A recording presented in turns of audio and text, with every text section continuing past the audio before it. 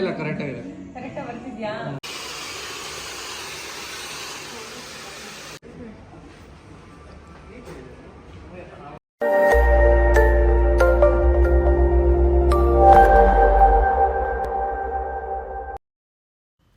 Hello guys, welcome back to my YouTube channel.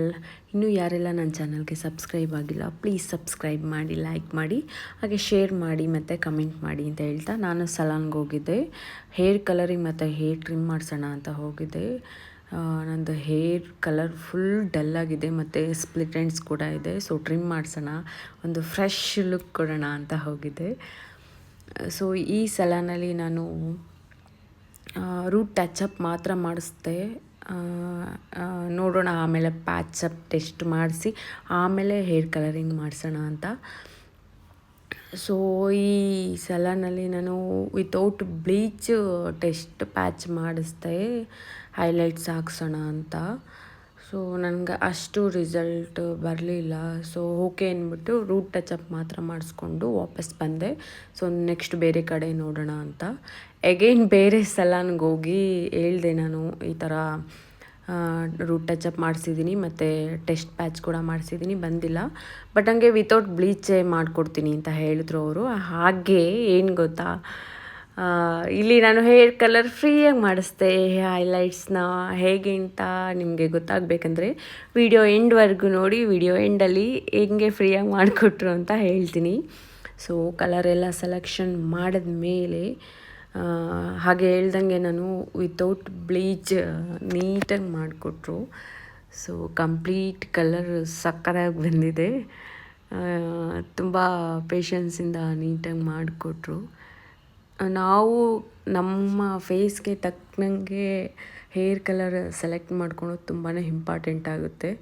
So ನಾನು ಹಾಕ್ಕೊಂಡ್ಮೇಲೆ ತುಂಬ ಅಂದರೆ ತುಂಬಾ ಹಶ್ವಾಗ್ತಾಯಿತ್ತು. ಅದಕ್ಕೆ ಪನ್ನೀರ್ ಸ್ಯಾಂಡ್ವಿಚ್ ಮತ್ತು ಒಂದು ಮಸಾಲ ಟೀ ಕುಡಿದೆ.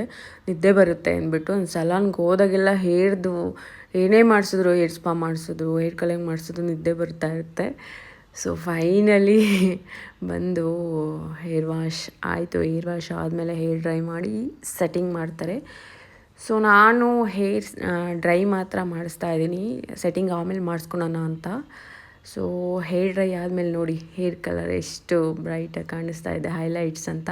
ಇನ್ಸ್ಟಂಟಾಗಿ ನನಗೆ ಮೆನಿಕ್ಯೂರ್ ಪೆಡಿಕ್ಯೂರ್ ಮಾಡಿಸ್ಕೊಬೇಕು ಅಂತ ಅನಿಸ್ಬಿಡ್ತು. ಸೊ ಅವರು ಫ್ರೀ ಆಗಿದ್ದರು ಅಂದ್ಬಿಟ್ಟು ಇಮಿಡಿಯೇಟ್ಲಿ ಮಾಡಿಸ್ಕೊಳ್ಳೋಣ ಅಂತ ಡಿಸೈಡ್ ಮಾಡಿದೆ. ಸೊ ಅದಕ್ಕೆ ಹೇರ್ ಸೆಟ್ಟಿಂಗ್ ಮಾಡಿಸ್ಕೊಳ್ಲಿಲ್ಲ. ಸೊ ಇವ್ರು ತುಂಬ ಚೆನ್ನಾಗೇ ಮಾಡಿದ್ರು ಪೆಡಿಕ್ಯೂರ್ ಮತ್ತು ಮೆನಿಕ್ಯೂರ್. ತುಂಬ ಪೇಷನ್ಸ್ ಕೊಟ್ಟು ನಾನು ಒಳ್ಳೆ ಚಿಕ್ಕ ಪಾಪು ಥರ ಆಟ ಆಡ್ಕೊಂಡು ಕ್ಯೂಟಾಗೆ ನೀಟಾಗಿ ಮಾಡಿಸ್ಕೊಂಡೆ.